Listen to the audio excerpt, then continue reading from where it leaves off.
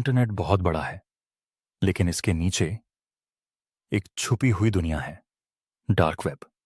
यहां गुमनामी है और लगभग सब कुछ खरीदा बेचा जा सकता है। आज हम आपको ले चलेंगे इस रहस्यमयी दुनिया में, जहां सिल्क रोड नाम की वेबसाइट ने तहलका मचा दिया था, और जानेंगे कि एफबीआई ने इसे कैसे पकड़ा। हम सब रोज गूगल, फेसबुक, यूट्यूब जैसी वेबसाइट्स यूज करते हैं। ये है सरफेस वेब। लेकिन डार्क वेब अलग है। इसे आम ब्राउजर से नहीं, बल्कि खास ब्राउजर जैसे टोर से खोला जाता है। टोर ब्राउजर यूजर की पहचान छुपा देता है, जिससे कोई भी ट्रैक नहीं कर सकता कि आप कौन हैं और कहां से जुड़े हैं। डार्क वेब पर कई तरह की वेबसाइट्स होती हैं, कुछ कानूनी, जैसे कि पत्रकारों और एक्टिविस्ट्स के लिए, और कुछ गैर कानूनी, जहां ड्रग्स, हथियार, फेक डॉक्यूमेंट्स और हैकिंग टूल्स बिकते हैं। डार्क वेब एक डिजिटल जंगल है। यहां अच्छे लोग भी हैं और बुरे भी। कई बार यहां लोग अपनी सुरक्षा के लिए आते हैं, लेकिन बहुत बार अपराध के लिए भी। डार्क वेब पर ट्रांजैक्शन के लिए आमतौर पर बिटकॉइन या दूसरी क्रिप्टोकरेंसी का इस्तेमाल होता है, जिससे पैसे का पता लगाना मुश्किल हो जाता है। 2011 में एक रहस्यमयी इंसान, जिसने खुद को ड्रेड पायरेट रॉबर्ट्स कहा, उसने सिल्क रोड वेबसाइट बनाई। यह वेबसाइट टोर ब्राउजर पर चलती थी, और यहां पर drugs, fake ID, hacking tools और कई गैर कानूनी चीजें बिकती थीं। पेमेंट सिर्फ बिटकॉइन में होती थी। सिल्क रोड पर एक रेटिंग और रिव्यू सिस्टम था, जिससे यूजर्स को भरोसा होता था कि वे सही चीज खरीद रहे हैं। यहां पर हर वेंडर की प्रोफाइल, रेटिंग और यूजर कमेंट्स होते थे। यहां सब कुछ मिल जाता था, एलएसडी, गांजा, एक्सटेसी, यहां तक कि प्रिस्क्रिप्शन दवाइयां भी। रिव्यू पढ़कर लोग भरोसा करते थे, जैसे ऑनलाइन शॉपिंग। सिल्क रोड ने डार्क वेब को मशहूर कर दिया। बिटकॉइन की वजह से ये सब मुमकिन हुआ।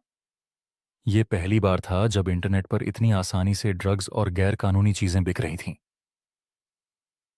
सिल्क रोड की कामयाबी ने पुलिस का ध्यान खींचा। एफबीआई, डीईए, आईआरएस और होमलैंड सिक्योरिटी ने मिलकर एक गुप्त ऑपरेशन शुरू किया। उनका मकसद था ड्रेड पायरेट रॉबर्ट्स को पकड़ना और वेबसाइट बंद करना। लेकिन टोर और बिटकॉइन की वजह से यह आसान नहीं था। एफबीआई ने कई महीनों तक वेबसाइट पर निगरानी रखी।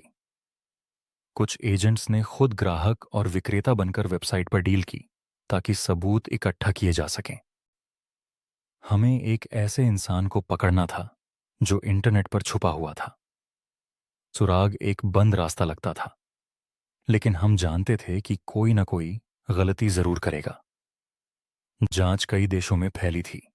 एफबीआई ने ब्लॉकचेन एनालिसिस टूल्स का इस्तेमाल किया, जिससे बिटकॉइन ट्रांजैक्शन को ट्रैक किया जा सके। ये एक डिजिटल शतरंज का खेल था।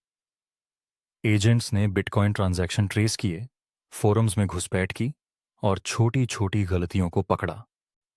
2011 में एक प्रोग्रामिंग फोरम पर किसी ने सिल्क रोड का प्रमोशन करते हुए एक ईमेल आईडी दी, जो रॉस उल्ब्रिख्ट से जुड़ी थी।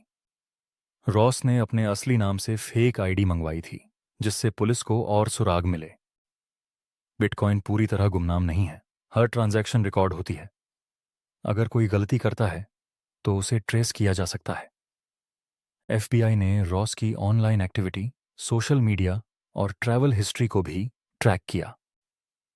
एफबीआई ने इंतजार किया कि रॉस कोई गलती करे, और आखिरकार वो दिन आ गया। अक्टूबर 2013 में एफबीआई ने रॉस अल्ब्रिक्ट को सैन फ्रांसिस्को की लाइब्रेरी में गिरफ्तार किया। एजेंट्स को उसे उस वक्त पकड़ना था जब वो वेबसाइट पर लॉगिन था। उन्होंने एक बहाना बनाया और उसका लैपटॉप छीन लिया, ताकि सारे सबूत मिल सकें। रॉस के लैपटॉप में सिल्क रोड के एडमिन पैनल, चैट्स और बिटकॉइन वॉलेट्स के सबूत मिले। हमें यकीन करना था कि वो लॉगिन है। अगर उसने लैपटॉप बंद कर दिया तो सबूत मिट जाते।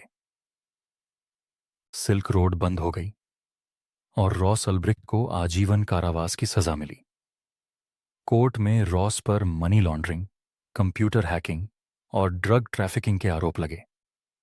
इस गिरफ्तारी ने डार्क वेब की दुनिया में हलचल मचा दी, लेकिन इससे निजता और निगरानी पर भी सवाल उठे। क्या सरकार को इतनी निगरानी करनी चाहिए? सिल्क रोड के बंद होने के बाद भी डार्क वेब पर नए बाजार खुलते गए।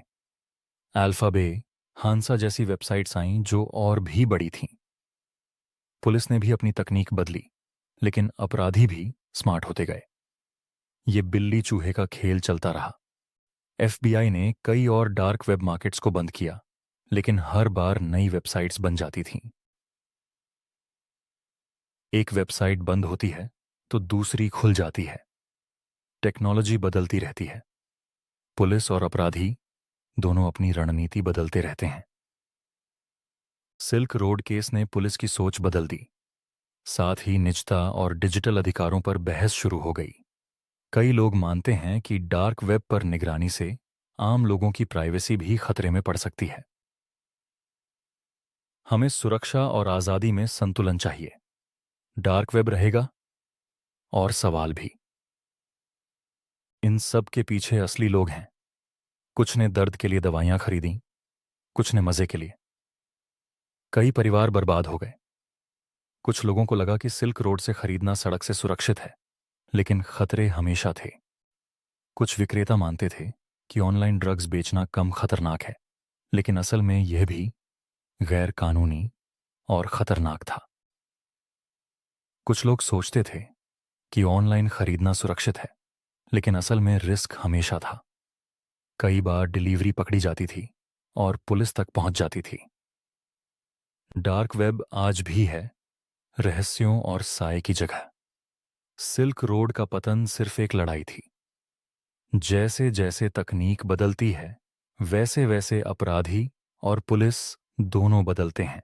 डार्क वेब पर अपराध भी हैं, लेकिन कुछ लोग इसे आज़ादी और निजता के लिए भी इस्तेमाल करते हैं।